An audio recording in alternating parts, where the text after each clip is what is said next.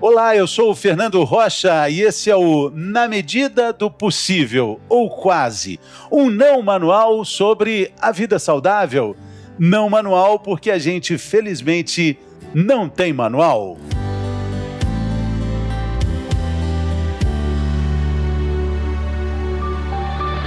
Frutas, verduras e legumes, carboidratos e proteínas, vitaminas e sais minerais. Olha, a lista é imensa quando a gente fala em saudabilidade. Mas cá entre nós, na vida de todo dia, nem sempre é possível equilibrar direitinho esse cardápio. Às vezes falta tempo, às vezes faltam opções e às vezes também falta paciência. O que de fato a gente precisa saber quando busca informação sobre alimentação saudável? O que de fato é importante? E mais, o que afinal é uma alimentação saudável? Quem responde essa e outras perguntas é a nutricionista Desirê Coelho, especialista em nutrição esportiva e comportamental. Ela também é autora, junto com meu querido amigo Márcio Atala, do livro A Dieta Ideal, sem mitos, sem milagres e sem terrorismo. Seja então bem-vinda, Desirê. Existe uma confusão de informação a respeito dessa definição de alimentação saudável? Olá, Fernando, olá a todos os ouvintes. Um grande prazer participar do seu podcast. Bom, você como jornalista sabe tão bem quanto eu que muitas vezes o excesso de informação traz muita desinformação. E a nutrição, acho que ela vive muito bem isso hoje, né? Bem, mas triste, de modo triste. É tanto ruído, é tanto barulho, né? As pessoas escutam, tem tantas informações, e informações que são muito conflituosas entre si. E elas ficam muito perdidas. Então, alimentação saudável. Acho que a primeira coisa que eu gostaria de enfatizar quando a gente vai falar de alimentação saudável, é que eu gostaria que as pessoas parassem de pensar um pouco no alimento isolado e pensasse mais na alimentação como um todo. O que eu quero dizer com isso? Muitas vezes a pessoa fala, eu comi isso aqui não é uma boa opção.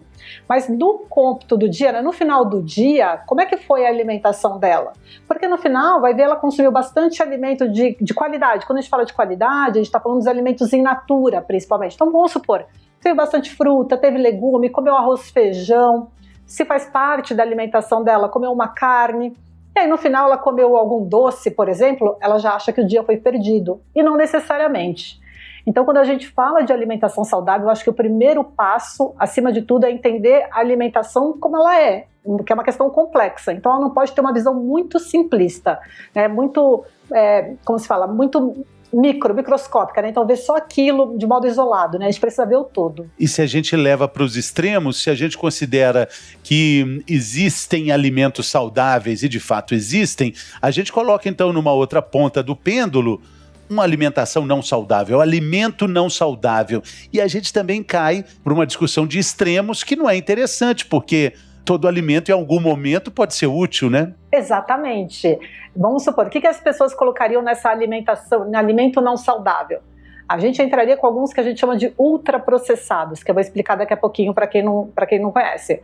Mas vamos supor que a gente está falando de um bolo com uma cobertura, de um salgado.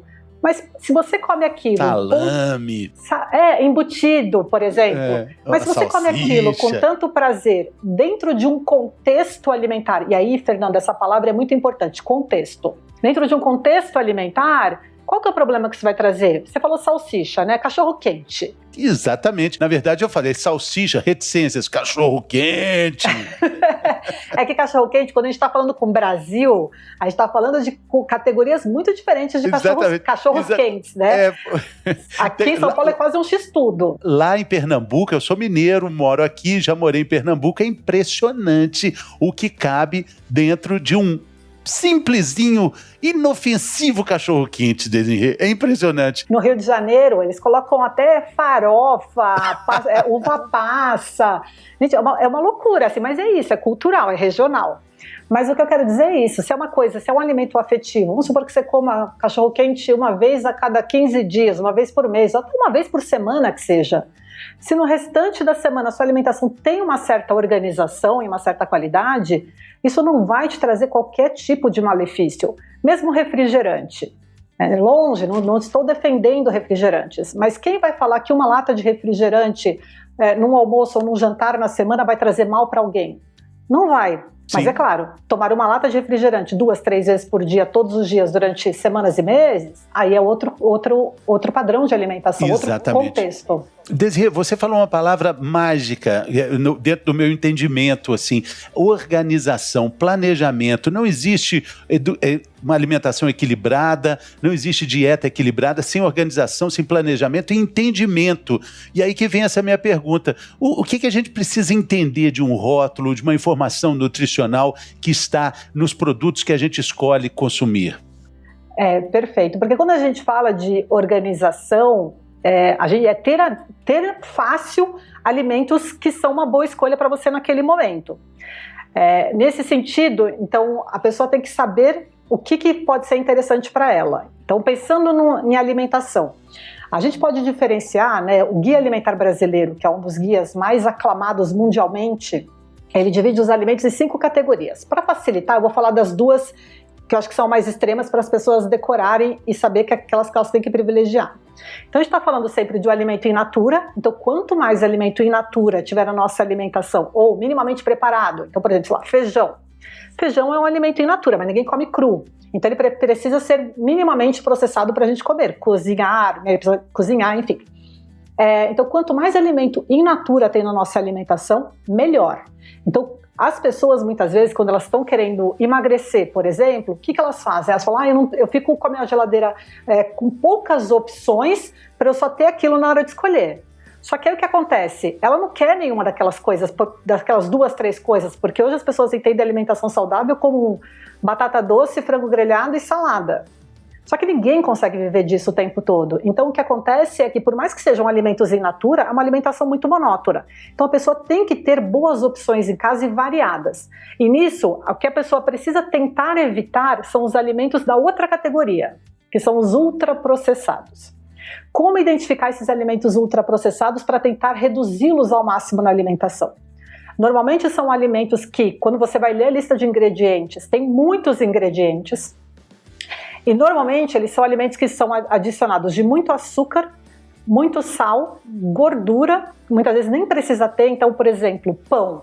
Quem come um pão feito em casa, aqui, né, a gente mora em São Paulo, esses pães de fermentação natural que a gente tem mais fácil acesso, é farinha, água, sal, e a fermentação natural é a própria farinha lá, a levedura e que paciência. Já tá... o levain, que já tá...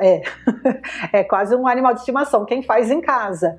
Mas assim, são poucos ingredientes e tudo muito natural. Você vai pegar pão no mercado que fala que é 100% integral, tem alguns até que levam o nome de caseiro, de artesanal, que você vai ler a lista de ingredientes, é assustadora. Às vezes tem mais açúcar do que bolo. Então, uma regrinha importante para ler lista de ingredientes é a indústria, né, todas as empresas, elas são obrigadas a colocar a lista de ingredientes em ordem de quantidade do ingrediente. Então é do que tem mais para o que tem menos. Então é muito importante que a pessoa que está procurando uma alimentação mais saudável leia a lista de ingredientes inteira. E aí ela vai ver que tem um monte de coisa lá que ela mal nem sabe pronunciar. Então, além de descobrir, por exemplo, que tem torrada no mercado, tem algumas torradas que são vários cereais, etc., que tem 3 tipos de açúcar, e convenhamos, não é para ter nenhum, ela vai descobrir também que metade dos ingredientes não são comida. Então, isso entra na categoria de alimentos ultraprocessados. São alimentos que têm muitos aditivos alimentares. E aí vale o adendo que nem todo aditivo é ruim para a saúde. Não é que tudo faz mal, não é isso, mas muitos deles podem ter efeito, sim, para a saúde se consumidos continuamente. Vou citar 2 exemplos. A gente sabe de emulsificantes, por exemplo. Tem 2 emulsificantes de nome bem complicadinho, mas que a gente sabe que eles podem trazer um prejuízo para a barreira intestinal, para aquela microbiota intestinal que é tão famosa hoje em dia. Então, se você consome aquilo cotidianamente, ou seja, no seu dia a dia, pode ser que você tenha algum tipo de prejuízo. Então, porque o que acontece? As pessoas pensam, Desirê, mas se o alimento se esse ingrediente traz algum efeito, ele não deveria ser proibido? Quando a gente fala da regulamentação, muitas vezes o que é avaliado é se aquele alimento traz toxicidade ou não.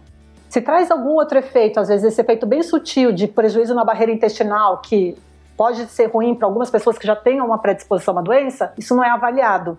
Então é mais avaliado efeitos muito fortes, muito agudos quando do consumo. Então são coisas que a gente está descobrindo aos poucos também, a regulamentação está indo atrás e está ficando cada vez mais vigilante. Existe uma luta grande que busca mais transparência nesses rótulos, né? Mas é importante também a ordem do que está descrito ali, o que tem mais vem em primeiro lugar. Essa dica é boa também, né? Ela é muito importante, porém, vou repetir, não leiam apenas o primeiro ingrediente, porque eu tenho paciente na clínica que faz isso. Eu li a primeira farinha integral, então tá tudo bem. Mas aí vai ler, o segundo ingrediente é açúcar, aí continua, porque o problema, por exemplo, a importância de ler todos os ingredientes é que o açúcar, por exemplo, existe o açúcar invisível nos alimentos. E o que a indústria faz, muitas vezes, é que existem mais de 50 nomes diferentes que no final é tudo açúcar. Então, xarope de glicose, xarope de frutose, malte, enfim, tem vários nomes que as pessoas não sabem, mas é açúcar. Então, quando você vai lendo tudo, você vê que aquele alimento que, né, até parecia ser de qualidade, porque no rótulo dele estava escrito várias promessas, fonte de fibra, fonte de proteína, quando você lê a lista de ingredientes, você sabe realmente o que você está consumindo. Desirê, é muito importante a gente falar sobre isso, porque nesse mundo corrido, agitado que a gente vive, claro, numa situação diferente dessa de pandemia atualmente que vivemos, mas a gente precisa de praticidade, a gente precisa de organização alimentar e a gente abre mão do tempo para ficar pesquisando e existe hoje no mercado, a gente sabe disso, nuts, snacks, que parece assim, só de ser um nut, só de ser uma barrinha de cereal, já é saudável. Então, nem vejo o que é, já põe dentro da bolsa, cabe direitinho, é fantástico ali dentro da praticidade, o intervalo entre as refeições. Bom, mas eu queria falar sobre isso. Estamos falando de comida saudável e muitas vezes a gente associa, quase põe um sinal de igual assim, snack, nut, barrinha, isso é saudável. Não é bem assim, né? Tem que ler lista de ingredientes de tudo, porque as mesmas barrinhas, tem barrinha que é cheia de açúcar ou de aditivo alimentar, tem barrinha, por exemplo, que fala que é fonte de proteína ou fibra, você vai ver a quantidade é muito baixa. Xarope de amido. Existem vários tipos de xaropes que eles adicionam para dar mais... Né? É açúcar. Basicamente é tudo açúcar. E quanto mais natural, quanto mais ingredientes você reconhece na lista, melhor. Não é que todo snack, todo alimento ultraprocessado seja ruim, de modo algum. Existem coisas de muito boa qualidade.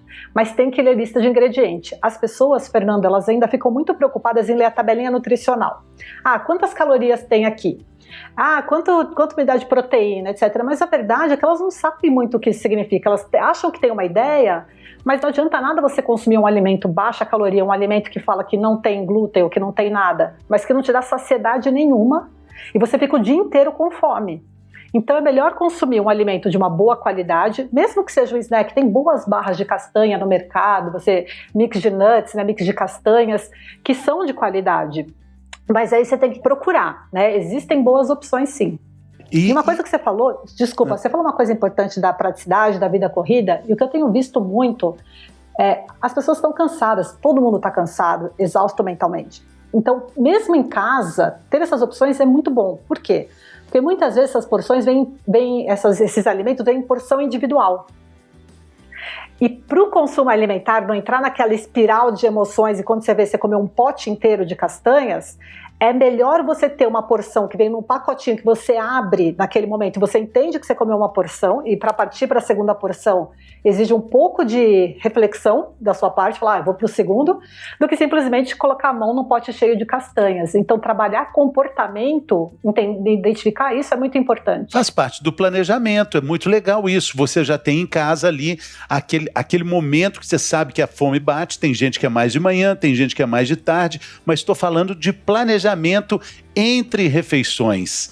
Aí é que tá. Então aí você já pode ter em casa uma compra perfeita para isso. Com relação à saciedade, com relação ao consumo de fibras, com relação à resolução de intestino preso, essas coisas todas, esses snacks podem ser uma boa opção, né? Podem ser. Porém, se eles forem... Porque quando a gente pensa em saciedade, é quanto tempo uma refeição me deixa sem fome, me deixa satisfeito, né? Eu não fico pensando em comida.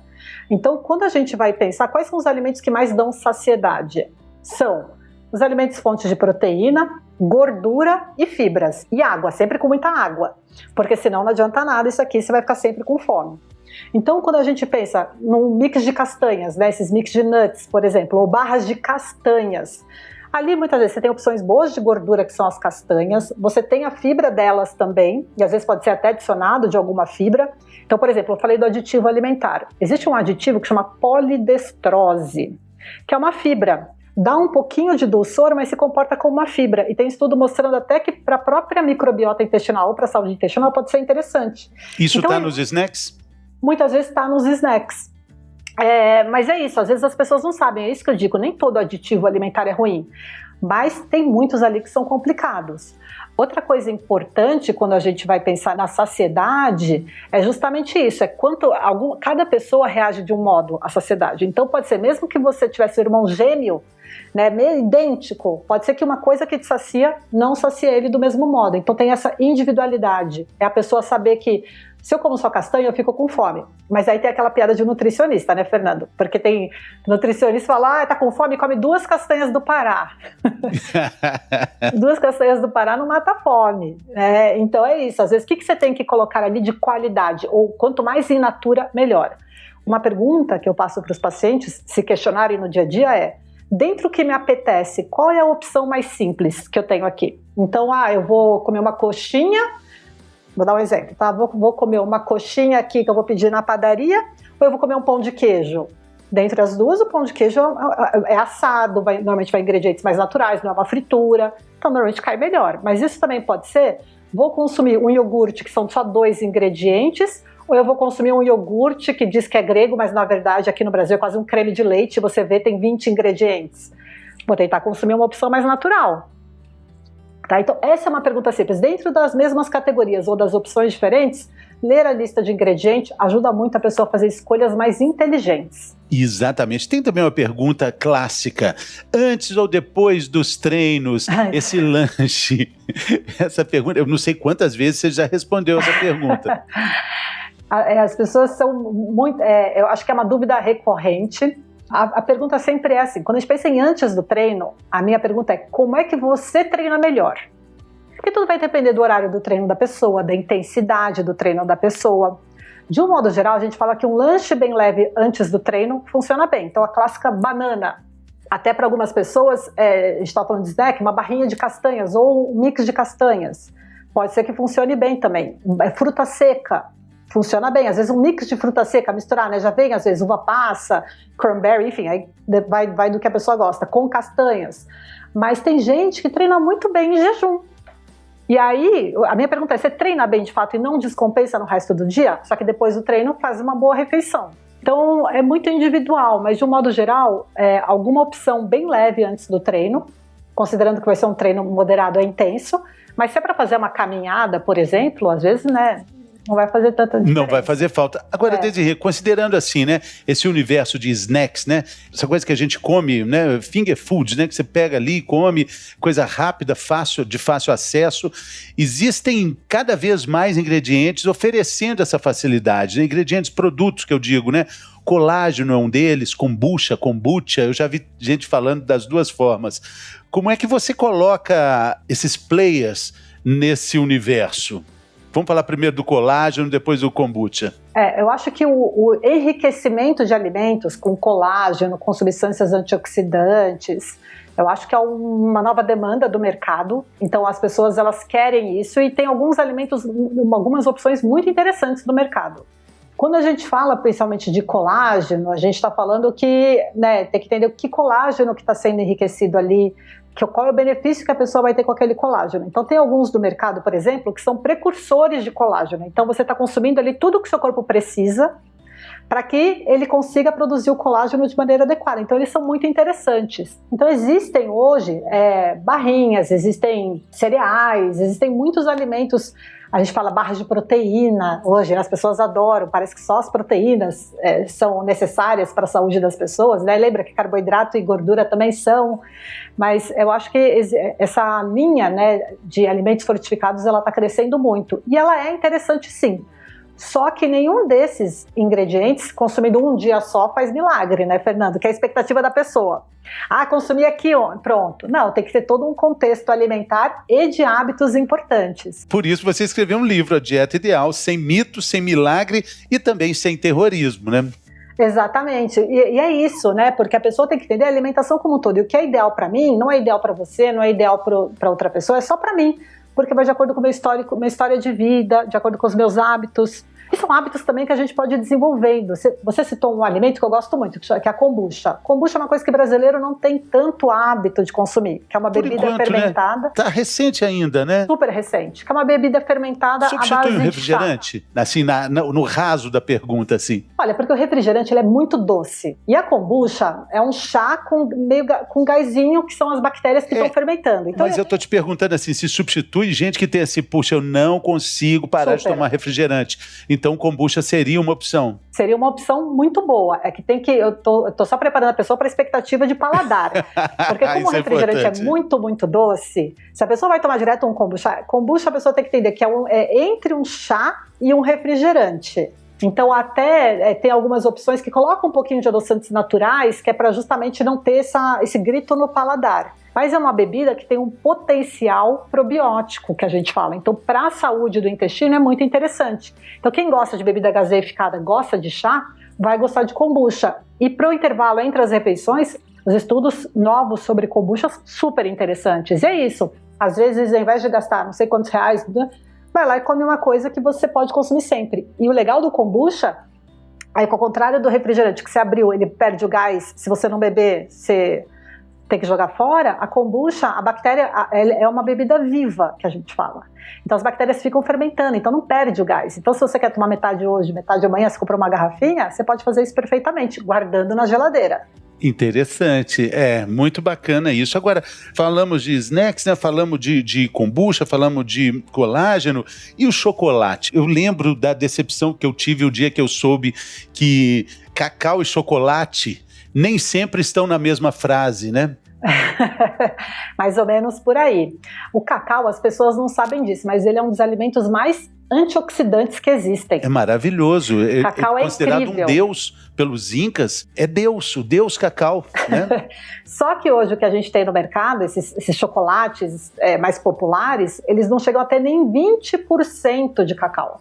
Então, realmente, para falar de cacau e falar do chocolate que a gente tem hoje no mercado é um vale, né? Muito, muito diferente. Por isso que, à medida do possível, a nossa orientação como nutricionista sempre se a pessoa estiver disposta a ir adaptando o paladar dela para opções com um pouco mais de cacau, melhor. Então, acima de 70% cacau já é maravilhoso. Não precisa ficar, agora eu quero 80%, eu quero 90%. Mesmo porque fica amargo, aí vai ficando amargo. Né? Porque assim, um chocolate 70% cacau, ele já nem leite vai, porque não precisa. Então, ele só vai a massa de cacau, ele vai a manteiga de cacau, e muitas vezes essas opções são adoçadas com açúcar de coco, por exemplo, mas é bem pouco. Então, ele vai ficando mais amargo mesmo. Porque é isso, é igual você pega um achocolatado. Os mais comuns chega a ter 90% açúcar. Então, é super doce. O chocolate é 50% a 60% açúcar. Então é isso, você está saindo de uma pessoa que é 50% a 60% açúcar para um que é 10% açúcar. Então vai ter uma adaptação do paladar. E o que eu falo para as pessoas é, se ela estiver disposta a fazer essa adaptação, não precisa partir do ao leite, nesses que não tem nem 20%, 25%, para um que tem 70%. Vai para o 40%, tem opções no mercado. Vai indo aos poucos. Eu acho que isso aproxima muito mais do que querer fazer já essa transição muito grande e não ter prazer comendo. Se não tiver prazer comendo, logo, logo a pessoa desiste. Então é melhor fazer uma adaptação aos poucos do que querer fazer mudanças radicais. A gente também precisa falar da água. A gente falou parcialmente aqui, mas um queridíssimo mestre, o Dr. Alfredo Halper, que dizia sempre, né, que o mesmo sistema no nosso cérebro que aciona a sede também aciona a fome, e que muitas vezes a gente acha que está com fome, quando na verdade está com sede. E as pessoas não bebem água, e agora paradas em casa, elas perdem muito mais o hábito de beber água. E o que isso é importante? Porque uma das maneiras que o nosso corpo tem de conseguir água é através da comida. Então é isso, às vezes a pessoa fala, comecei a beber mais água, estou me sentindo mais leve, né? Acho que até emagreci. Água emagrece? Não, é porque a pessoa confundia fome, achava que era fome, na verdade era sede. Então, sempre uma dica que eu dou para o paciente, que é o que eles confundem muito, é fome com vontade de comer, que é importante diferenciar também. Então, saber diferenciar, e às vezes é se perguntar isso, se você não sabe se está com fome ou vontade, toma um copo d'água. Pensa um pouquinho, vê se não é um desconforto que você está sentindo, e na verdade era até sede, às vezes é alguma coisa que aí você bebe uma água, passa. Fome não passa bebendo água, fome física. Então, às vezes, se a pessoa acha que pode ser isso, é importante. E outra coisa que vai dar um sinal se o consumo de água está bom é cor da urina, sempre tem que olhar. É importante, porque se está muito amarela, tem que beber um pouco mais de água. E funcionamento intestinal, que é uma das coisas mais importantes quando a gente fala de saúde. Aquela urina mais branquinha, ela é a urina saudável, né? A urina mais amarela. Amarelinha, amarela, claro. Eu falo, ainda tem que ser amarela, tá? Mas assim, clarinha. Clarinha, exatamente. Isso é muito importante. O curioso é que, muitas vezes, né, principalmente lá em Minas, tem esse negócio de falar assim, juntou a fome com a vontade de comer, então deu tudo certo. Não, na verdade, na prática é diferente. Fome é uma coisa, vontade de comer. Mas é verdade, mas eu tô rindo aqui porque no livro que eu escrevi com o Márcio, a gente tem um capítulo que é juntando a fome com a vontade de comer. São coisas distintas, mas é importante se reconhecer para associar. Porque é isso, porque se você come uma coisa só porque você está com vontade de comer, você fica sendo muito permissivo com você mesmo. Porque se você não está com fome física, significa que seu corpo não precisa daquele alimento. Está com vontade por outro aspecto, emocional, aspecto porque viu, né? Que é saudade, raiva. Do ambiente. Agora, quando a gente brinca, né, juntando a fome com a vontade de comer, significa que seu corpo precisa de nutrientes, você estava com vontade de uma coisa específica e você uniu os dois, que é o melhor momento. Exatamente. Então, são coisas distintas e as pessoas têm que se questionar mesmo. Muito bem, pessoal. Então, estamos caminhando aqui para o nosso finalmente do episódio fantástico sobre alimentação saudável. Eu quero indicar aqui os produtos NutriGood. Reúnem várias características que a gente falou aqui nesse episódio. Tem uma página no Instagram que é muito bacana, @quero-nutrigood. Você encontra também esses produtos exclusivamente na Droga Raia, Drogazil, com informações no site dessas duas redes, drogarraia.com.br e drogazil.com.br. Desirê Coelho, muito obrigado, alegria imensa falar com você. Até uma próxima e que seja em breve. Sempre, quando você convidar, estou à disposição. Foi um prazer. Valeu, pessoal. Até a próxima.